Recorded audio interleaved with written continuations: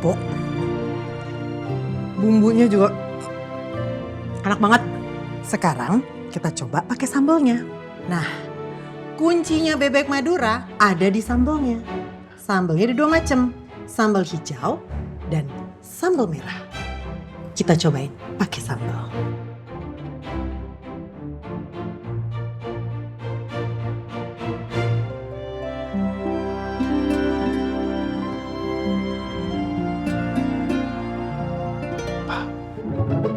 Mama udah mulai nih.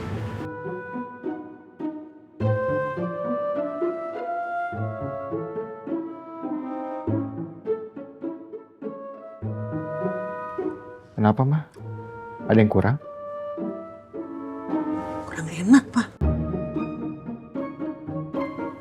Sambalnya nggak ada rasanya, terus hambar. Ini mah enakan sambal anak saya.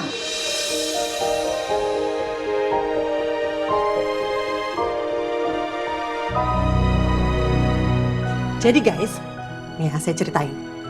Anak saya Arif itu pinter banget masak. Pokoknya lebih jago dia deh. Sini. Ma. Ya.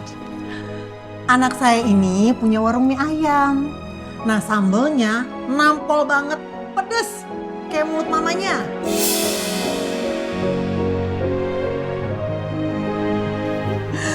Tapi sekarang masih tutup sih. Lagi cari tempat di Jakarta. Doain ya guys.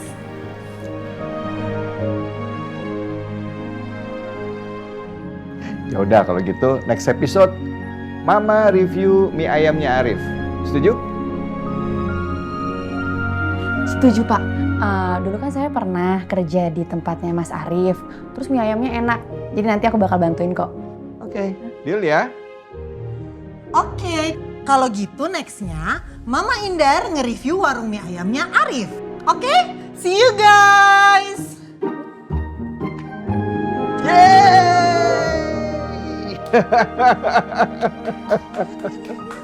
Lihat. Ayo. Bagus banget.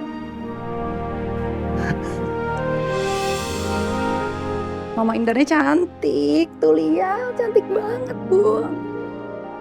Kok pada happy banget kelihatannya?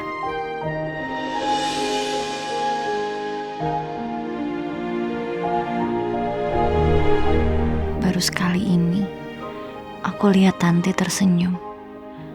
Dia seperti orang yang berbeda. Apa ini perempuan yang dulu membuat Mas Dito jatuh cinta? Rif, kamu udah like belum Mama? Hah? Banget. Iya Pak, gampang Pak. Papa udah like. Papa itu orang yang pertama like mah. Ya ampun Pak Arman. Pak Arman kok so sweet banget sih sama Bu Indar. Istri saya kan pedes, makanya biar berimbang, ya kan?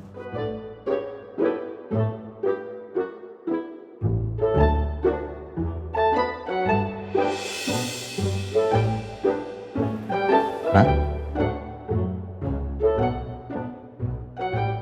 Ini cantik nih.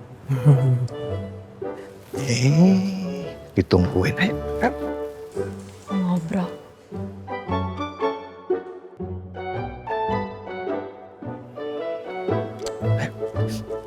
Ada apa sih? Ada apa? Tumben serius amat. Hah? Papa inget banget nih.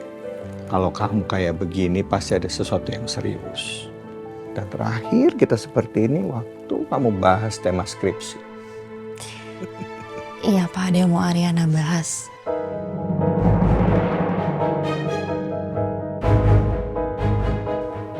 Dan ya emang serius sih.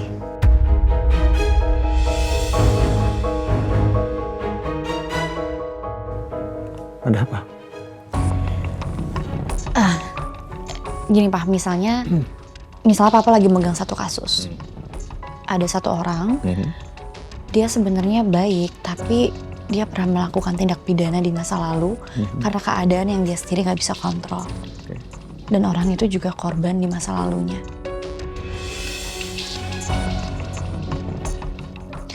Nah sekarang dia ingin berubah menjadi pribadi yang lebih baik. Bahkan sebenarnya udah berubah sih. Tapi korban dari orang itu membawa trauma dan penderitaan seumur hidup. Nah, sebenarnya posisi kita itu di mana sih, Pak? Karena kalau dipikir-pikir kan sebenarnya mereka berdua korban kan?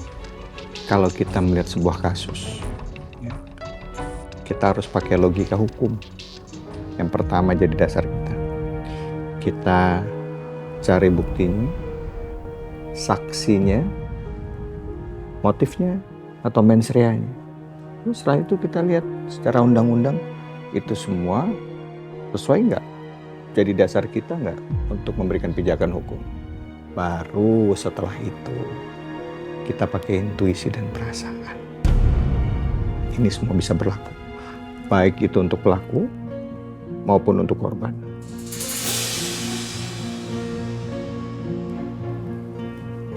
Emang kasusnya apa sih? Kayak serius banget.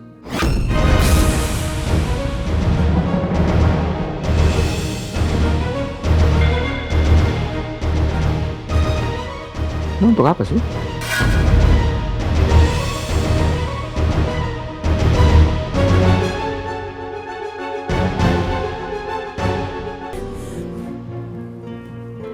Emang kasusnya apa sih? Kayak serius banget.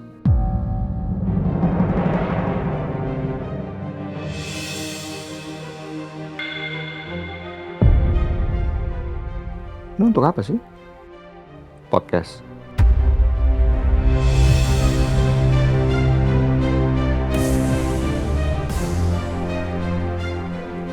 Ya, bisa jadi sih Ariana angkat di podcast. Coba kamu diskusin sama Dito. Karena Papa lihat kalian ini kan dua orang yang berbeda ya. Karakternya berbeda, sudut pandangnya berbeda. Jadi, ini jadi sesuatu yang menarik nih.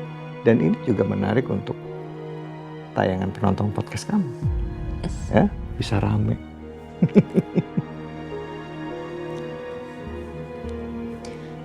Jangan hilang lagi ya, Pak.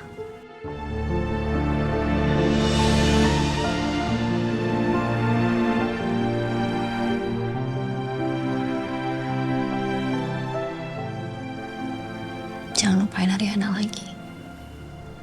Papa nggak tahu rasanya waktu Papa lupa sama Ariana. Ariana ngerasa kesepian banget, Pak. Ariana ngerasa jadi cuman sendiri di dunia yang sangat besar ini.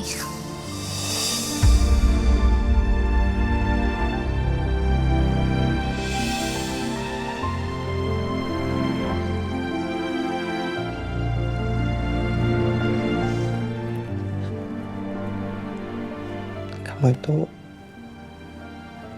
seharusnya sadar bahwa Ariana selalu dikelilingi dengan orang-orang yang sayang dengan dia. Nggak cuma Papa. Ada Dito. Ada Kaisar Putragani.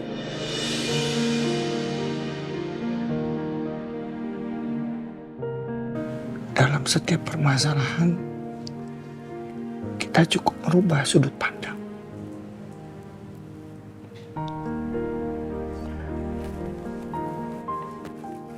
Karena kalau kita sibuk mencari yang gak ada, kita nggak akan pernah melihat apa yang selama ini terpampang di hadapan kita.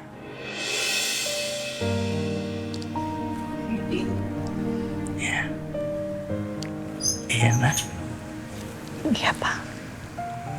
Anak Papa yang paling kuat, yang paling sabar, yang paling pintar, yang paling sayang sama.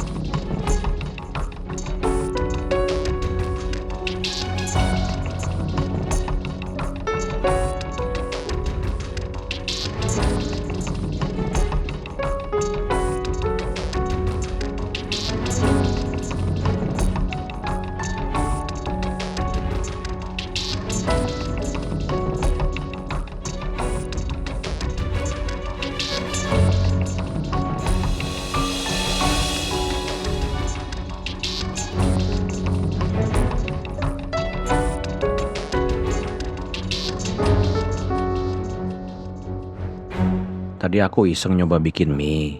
Kuahnya ada di panci, tinggal dipanasin. Toppingnya ada di kulkas. Gak tahu sesuai selera kamu apa enggak. Karena yang ini gak ada MSG-nya. Kalau nggak jadi dimakan, pindahin ke tempat lain aja dulu. Masukin ke kulkas. Jangan dimasukin ke kulkas langsung dengan mangkoknya ya. Nanti kering.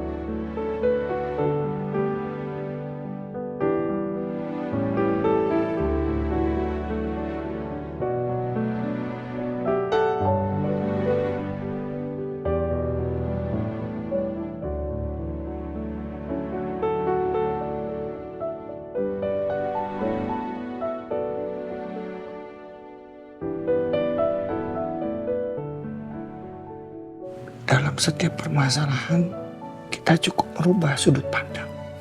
Karena kalau kita sibuk mencari yang gak ada, kita nggak akan pernah melihat apa yang selama ini terpampang di hadapan kita.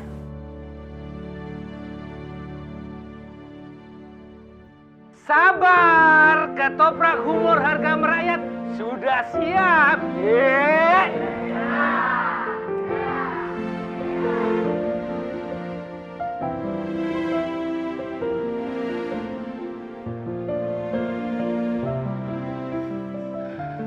Kamu kenapa?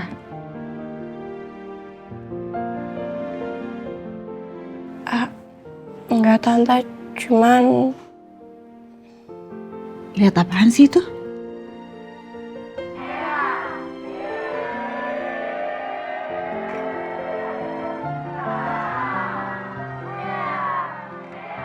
Ketoprak. Kamu mau? Ketoprak apa ini? Kok antriannya panjang banget? Yang jualannya aja aneh, lucu-lucu gitu. Emang dia bisa bikin makanannya enak? Tapi rame banget loh ini. Strategi marketing doang itu. Gimik. Semua orang dibayar buat ngantri. Jadi dagangannya laku. Iya, tapi kan Mami belum pernah nyobain. Coba lihat deh. Toprak tuh. Ya kan? Kamu coba deh orderin. Gak usah banyak-banyak, 12 porsi aja. Tadi kamu juga mau ya? Mam, kok Mami jadi ikutan FOMO sih? Itu kan kayak udah bilang tadi. Tuh, Mami malah di-tag sama Tante Vina. Aduh, Mami malu nih. Masa kalau misalnya Mami bilang nggak tahu, Mami harus posting, cepetan, ayo cepetan, Mami jangan sampai ketinggalan. Iya, sebentar coba ya. Tuh kan.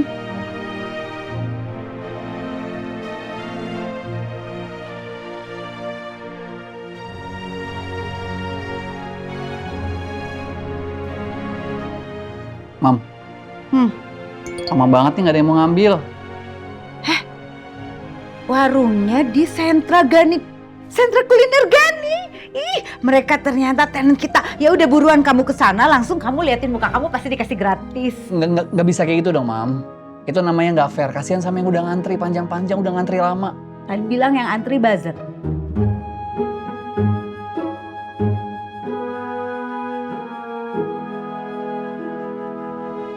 Ya kenapa Mami nggak nyuruh Jaka aja sih? Mereka itu penting lihat muka kamu.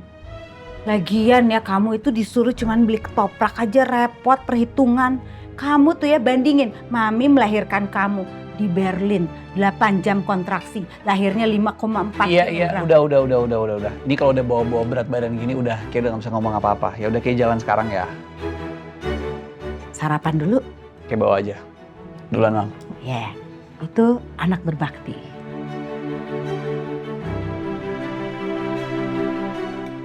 Kamu, nih udah dibikinin. nggak tante. Bahagia banget ya di rumah ini. Lihat kakek sama tante Dewi. Seandainya di rumah aku bisa kayak gini.